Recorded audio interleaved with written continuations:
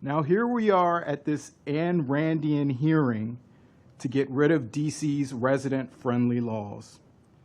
And dare I say, in this room, we find a DC that is eyeing its laws, willing to strip down to next to nothing in order to attract attention. I think we all know how this ends. Just one more thing before I conclude.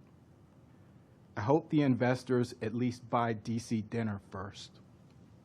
Thank you. Thank you. Wait, did we say Brian? Okay. Kimon Freeman.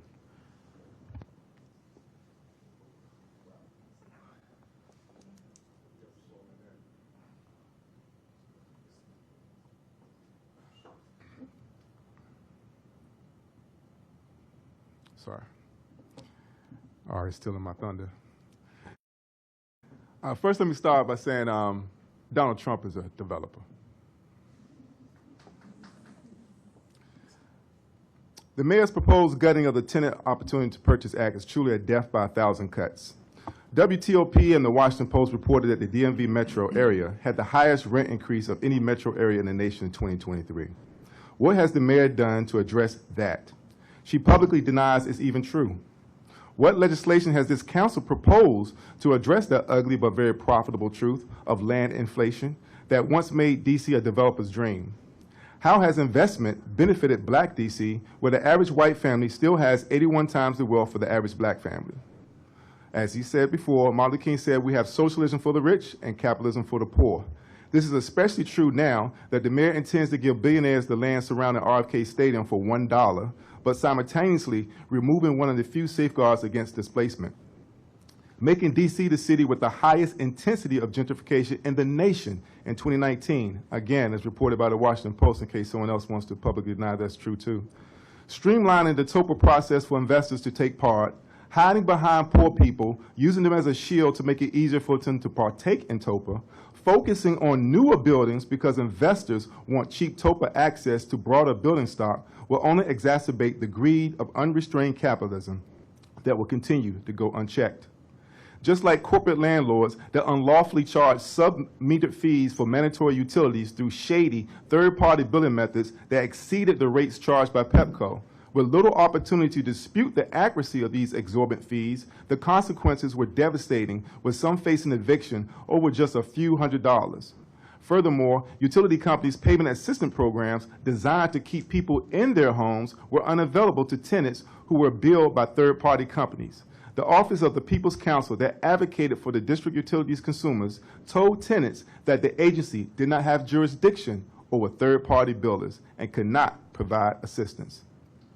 These are common predatory business practices by corporate landlords and their investors by the mayor, but the mayor wants to reward them with even more power over the livelihood of DC residents. I would like to thank Councilman Charles Allen and others on this council who paid attention to this matter and did something when the reports first became public last year. Combine this with the fact that the DMV has the 4th highest number of properties and apartments owned by private equity of all the country's metro areas as reported by Axos. Again, in case someone else wants to publicly deny, that's true too. Private equity-owned properties ensures ownership is rarely held by DC residents and results in poor maintenance and repairs and overall lack of responsiveness to tenant concerns, also commonly known as business as usual. The mayor intends to remove any obstacles to expanding business as usual and maximizing profits in DC. But at whose expense? The government is not a business and corporations are not people. The government is supposed to reflect the will of the people, not solely the profits and will of business. The will of the people was reflected in all of the ballot initiatives that overwhelmingly passed, but the mayor also wants to make it her business to repeal them to reflect the will of business as usual. It is the will of the people that all of you make it your business to protect and defend the actual will of the people and stand up for the Tenants Opportunity to Purchase Act, Emergency Rental Assistance Program, stand against making evictions easier, create fair housing practices where no one has to pay more than 30% of their income in housing, invest in social housing and community land trusts instead of assuming more private equity that created the problem will solve the problem. Otherwise, there will be more socialism for the rich and more capitalism for the poor, just like Dr. Martin Luther King said, and Ari Teresa. Under, under capitalism, it's normal to let children go hungry, let banks force people out of their homes, let sick people die for the lack of access to health care, but the idea that billionaires could just be less rich, not poor, not struggling, just less rich, is considered insane, because in this society, the public doesn't determine public policy. Wealthy investors do. For all money is not good money. Thank you. Matthew Klein with Ackridge. Good evening, Chairman White. My name is Matt Klein. I'm chairman of Ackridge. We're a real estate investor and developer that's been headquartered in the district for more than 50 years.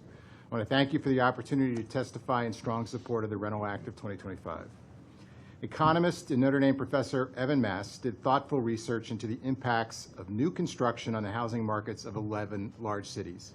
As published in the Journal of Urban Economics, he found constructing a new market rate building that houses 100 people ultimately leads to 45 to 70 people to move out of below median income neighborhoods, with most of the effect occurring within 3 years. These results suggest that the migration ripple effects of new housing will affect a wide spectrum of neighborhoods and loosen the low-income housing market. There is now an abundance of books and research that emphasize the importance of creating new supply as a critical driver in housing affordability and establish the consequences of friction in the housing supply system. The conditions around DC housing development market have been eroding for several years and is currently in the worst condition I have seen in 25 years. There are many factors that have contributed to this erosion. Certainly capital market conditions across all markets have been strained, but we also have self-imposed setbacks that damage DC's investment reputation, including COVID-era regulations that have exacerbated the already difficult market conditions. 25 years ago, DC was a top investment market as many investors narrowly focused their investments in the largest gateway markets of New York, Washington, and San Francisco. Starting about 15 years ago, investors became much more open to secondary markets like Charlotte, Phoenix, Nashville, and Orlando. These markets offered growth, predictability, and lack of friction. In fact, Ackridge began investing and developing in North Carolina 10 years ago, and we have firsthand experience of talking to investors about our development pipeline and consistently hear investors convey they're not interested in investing in Washington, D.C., but are eager to look at our projects in Charlotte. We are now in a much more competitive investment market. In spite of the many positive attributes I can list, the district has a diminished status when compared to other investment markets. While TOPA is not the only issue raised by DC investors or potential DC investors, it is at the top of the list and for many investors is an insurmountable barrier. Investors seek predictability and need flexibility to shift investments from asset classes and markets to balance institutional portfolios. Speed and predictability in a disposition process is essential to an investor's underwriting. The TOPA process presents material delay and unnecessary risk, a burden an investor can simply choose to avoid by investing in another market. Reforming TOPA rules to exempt new development projects will touch only a fraction of the multifamily inventory and is a necessary step in establishing the stability of the multifamily investment markets. Having insurance company A sell to insurance company B is not displacing any residents. We need this exemption for 25 years as these buildings will remain institutional for at least this period of time, and investors will need this predictability and liquidity. If we acknowledge that creating housing supply is a critical contributor to housing affordability, we have to acknowledge the unique friction that exists in the district that impairs the creation of housing supply.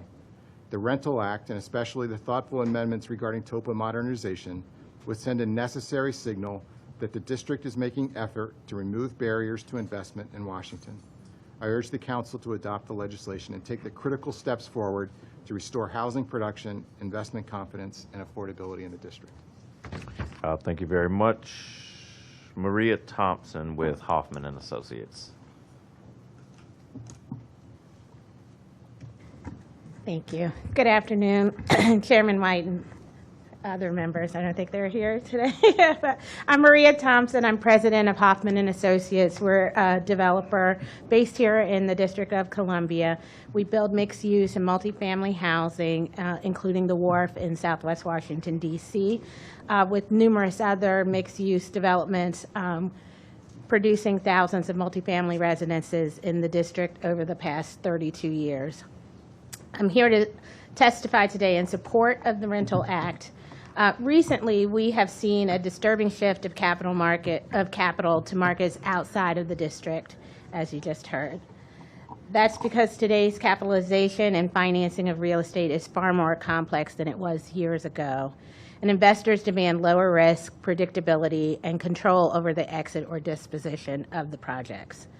The district, with its current yet outdated TOPA restrictions, in addition to rental collection restrictions, simply does not compete with these other jurisdictions when trying to attract investors to multifamily housing projects. We constantly engage with capital providers and hear the same repeated complaints and are reminded that investments are really agnostic to the charm and appeal of the capital city and will instead go where investment conditions are more favorable. Today, unfortunately, that's not the district. This should alarm all of us who care so deeply for our city. By way of example, we have a project in the Buzzards Point neighborhood of Southwest DC, adjacent to Audi Field. The project is a 12-story mixed-use building, about 500,000 square feet of gross floor area, producing about 455 residential units. 30% of these are affordable, with the majority being senior affordable, 30, 50, and 60% of the median family income. There's also office, pre-leased entertainment use, retail and restaurant use, along with parking and bicycle parking. So the project is intended to be a very transformational project in that area. It's to be funded with a mix of public and private sources, but after securing the public financing through the process, we have been unsuccessful in our attempts to secure private equity for the project, based on repeated feedback from these potential investors that the project puts reasonable returns at risk due to the threat of a long and drawn-out TOPA process. When they want to retrieve their capital and exit the deal, that duration is just too long. Putting TOPA requirements on newer buildings creates unnecessary delays and unpredictable outcomes on real estate transactions, and this is a deterrent to investors. They just do not see this in other jurisdictions and are more willing to turn their attention to less risky and more certain outcomes elsewhere.